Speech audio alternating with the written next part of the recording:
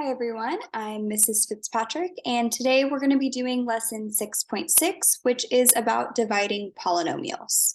So the very first thing I'd like to do is do a little refresher on just dividing by monomials, which is what we did all the way back in lesson 6.1. So let's take a look at number 1. When you have a polynomial divided by a monomial, all you really need to do is distribute the division between all the terms. So we can rewrite this as 6x to the fourth over 3x squared minus 15x cubed over 3x squared plus 3x squared over 3x squared. Okay, from here, we're going to go ahead and simplify. So 6 divided by 3 is 2. X to the fourth divided by x squared is x squared. You subtract the exponents when you are dividing exponents with the same base. Minus 15 divided by 3 is 5. X cubed divided by x squared is x. 3 divided by 3 and x squared divided by x is just plus 1. Make sure you have that plus 1 there as a placeholder. Many students like to cancel those out. While they cancel, technically they cancel to 1, right? 3 divided by 3 is 1. X squared divided by x squared is 1. All right, go ahead and do number 2. Same idea. Okay, so that's great, but now we're going to move on to actually dividing by polynomials, so where there's more than one term in the denominator. So let's take a look at number 3. What this is telling us to do is actually use factoring in order to divide. Well, the way that works is it really only works when there is a common factor. So let's go ahead and take w squared minus 7w plus 10, and we're going to figure out what two numbers multiply to 10 and add to negative 7. Well, in this case, it will be negative 5 and negative 2. So we can factor this to w minus 5 times w minus 2, all over w minus 5. Well, notice the w minus 5s cancel to 1. So you're just left with w minus 2. Okay, I think it's a good idea for you to pause here and try number 4, but we're going to actually do number 4 together as well. Okay, so number 4 is very similar, except let's go ahead and rewrite it so that it looks a lot like our other one. So we had 4h squared minus 7h minus 2, and we're going to write it as all over h minus 2. Well, looking at that numerator, it looks like we're going to have to use slip and slide to factor. So I'm going to do that off to the side. So I have 4h squared minus 7h minus 2, and I'm going to steal the 4 and give it to the 2. From here, I have h squared minus 7h minus 8, and I'm looking for two numbers that multiply to negative 8 and add to negative 7. This is the one we tend to forget. So negative 8 and 1 look like they're going to work. So we end up with h minus 8 times h plus 1. From here, we stole the 4. Now we have to take it back. So we are going to divide by 4. We end up with h minus 2, and then we can slide that 4 in front times 4h plus 1. So in the numerator, now I have h minus 2 times 4h plus 1 all over h minus 2. And notice again, we get that cancellation. We end up with just 4h plus 1. Okay, so now that is not always possible. We were able in these two examples to actually factor the numerator and get something that canceled, but we need a different method in case that's not possible. So x squared plus 3x minus 43, can't factor it, we need a new method. So that's where we use long division. Okay, so let's go ahead and set up the long division for number 5. And it looks just like the long division you probably did back in elementary school. It's just now there's variables in it. So x plus 8 goes on the outside. And then we have our division bar. And inside goes x squared plus 3x minus 43. Now, it is extremely important that you keep your work organized and keep everything in line. And I'll show you what I mean by that in a second. So what we're doing is we're looking for something to multiply x by, okay, to get x squared. Well, that is going to be x. So I'm going to put that up here. X times x is x squared. Now we're going to throw these in parentheses. So it's x squared. And then 8 times x is plus 8x. And the reason I put that in parentheses is because we are subtracting, and you don't want to forget to distribute the subtraction with that 8x. So x squared minus x squared is 0. Then I end up with 3x minus 8x, which is negative 5x. From there, we bring down the minus 43. Okay, well now I'm looking for two numbers that multiply, well, actually not two numbers, sorry. We're just looking for a number that we can multiply x by to get negative 5x. Well, that number would be minus 5, so that's what's going to go up there. Okay, so now we're going to throw parentheses around what we're going to multiply x plus 8 by. So x times negative 5 is negative 5x. Negative 5 times 8 is minus 40. Remember, we are subtracting. Negative 5x minus negative 5x would just be 0. Now we have negative 43. Be careful because it's minus negative 40. So it's like negative 43 plus 40, which is negative 3. Well, this guy right here is your remainder. So the way that that works is our answer for this is x minus 5, and it's plus your remainder, which is negative 3, over your divisor, which is x plus 8. So that is going to be our final answer.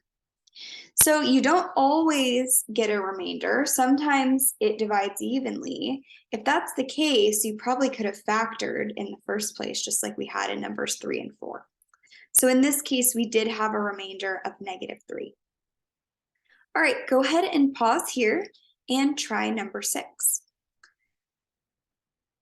Okay, so now what we're going to do, please feel free to look at the answer for number 6. I am posting the key. We're going to move on to another method, which is called synthetic division.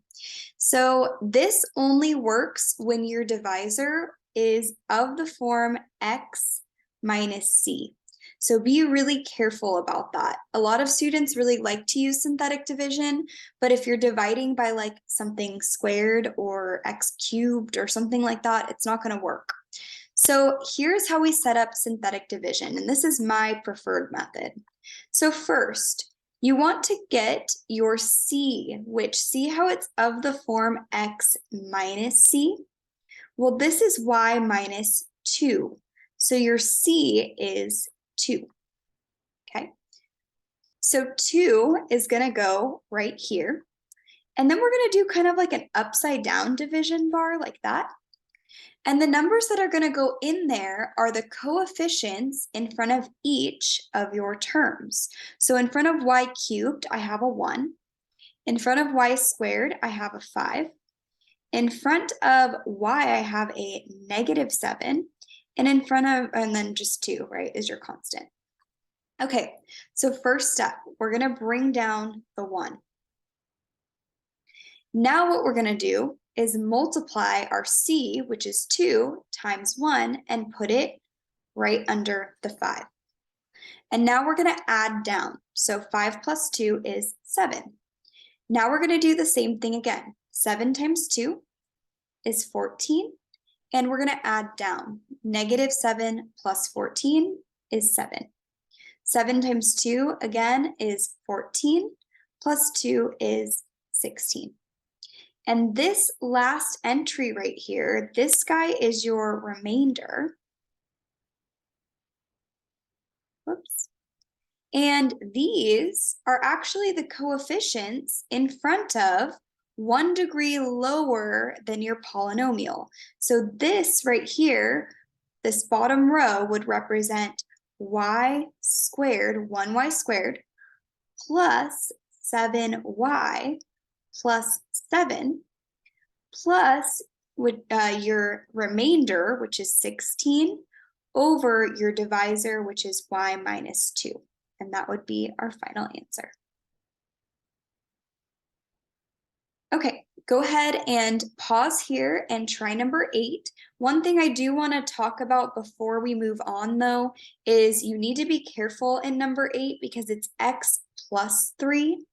I would recommend rewriting that as x minus negative 3.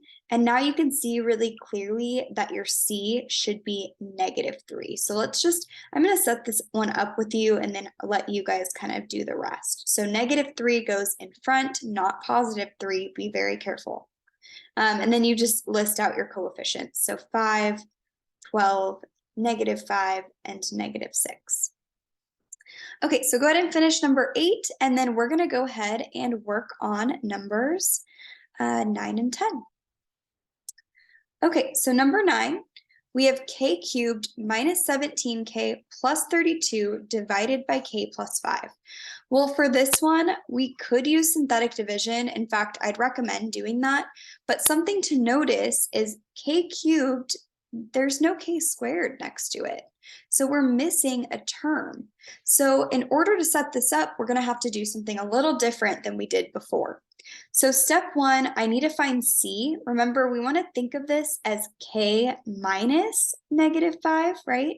It's the same as k plus 5. It's just that now we see that c is negative 5. Okay, so let's set up our synthetic division. It's negative 5, little upside down division bar. K cubed is our first term, coefficient is 1. Now be careful, the coefficient in front of k squared, which would be our next term, is technically 0. You must have a 0 for a placeholder if there is a missing term. So we have 1, 0, and then our k term is negative 17, and then our last term is 32. So be very careful about that placeholder. Okay, and then we just do synthetic division like normal. We're going to bring down the 1. 1 times negative 5 is negative 5, plus 0 is negative 5. Negative 5 times negative 5 is 25. We have 25 plus negative 17, so it would just be like 25 minus 10, which is 15, and then we're going to take away another 7 from 15, so 15. So we have what, 8? And then 8 times negative 5, we have negative 40. Adding 32 to that, we get negative 8. Okay, so from there, we have our answer. Now remember, this represents this last row right here, represents 1 degree lower with all those coefficients of your polynomial originally, and this guy here is your remainder. So our answer would be k squared minus 5k plus 8 plus our remainder, negative 8, over our divisor, which was k plus 5. And that would be our final answer. All right, let's do one more together, and then we'll be done with classwork for today. So number 10, we have 8x to the 4th minus 64x cubed plus 3x minus 28. Notice, once again, we're missing an x squared term. So be really careful about that. Also notice that we are dividing by x squared minus 8. So we actually can't use synthetic division here. So also be careful with that. A lot of students love synthetic division, but remember, it only works in certain cases. So just be very aware that you must use long division if you have something that looks like this. So let's go ahead and set it up. We have x squared minus 8, and we are dividing 8x to the 4th minus 64x cubed plus 3x minus 28. All right, first step, I'm looking for something to multiply x squared by to get 8x to the 4th. Well, that looks like we're going to have to multiply by 8x squared. So I'm going to write that up here. And I'm going to put my parentheses preemptively, and we're going to subtract. So 8x squared times x squared is 8x to the fourth. That's exactly what we wanted. 8x squared times -8 would be minus 64x squared. Okay, so now we need to combine down. Now note, we're combining with everything at the top. So I can combine, well, there's really not much to combine the x squared term with, but let's bring down that negative 64x cubed, even though we're not adding anything to it. This is where it gets really tricky with those missing terms. So next, what we have is the 8x to the fourth minus 8x to the fourth, 0. Negative 64x cubed needs to get brought back down. We're not combining anything with it, but it needs to come with us. And then we have a minus negative 64x squared, so plus 64x squared. Notice we haven't done anything with that 3x and that minus 28 yet. We'll bring those down later. Okay, so now what I'm doing is I need to figure out something to multiply x squared by to get negative 64x cubed. Well, that would have to be negative 64x, and that's exactly what we are going to multiply by, and we're going to have to subtract. Okay, so we end up here with negative, 64x cubed, and then negative 64x times -8, we get a positive 512x.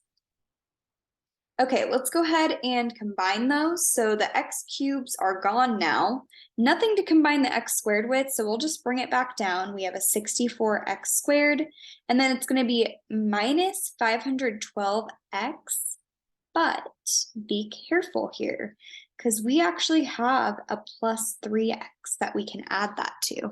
And I'm going to go ahead and combine that now. So 64x squared negative 512x plus 3x, I have minus 509x. Okay, so now I'm looking for something to multiply x squared by to get 64x squared. Well, that has to be 64. So we're going to subtract. We have 64 times x squared, which is, 64x squared. And then I have negative 8 times 64, which is negative 512. I know these numbers are pretty big. It's okay. Just keep trekking through it. All right, so we end up with negative 509x minus negative 512, so plus 512, but don't forget about this minus 28. We have to bring that back down as well. So we end up with negative 509x. 512 minus 28 is positive 484. Okay, so once we get there, there's not much we can do, because notice there's nothing I can multiply x squared by to get negative 509x. I'm going to have to divide by something and then multiply. So we're done. At this stage, we have our answer of 8x squared minus 64x plus 64 plus our remainder, which was negative 509x plus 484 over our divisor, which is x squared minus 8. Kind of a messy answer, but that is what we got for that one. Okay, that is it for today's lesson. I hope you have a great rest of your day. Go ahead and finish the rest of the problems we haven't done. I did post the key on Google Classroom and my website. All right, thanks guys.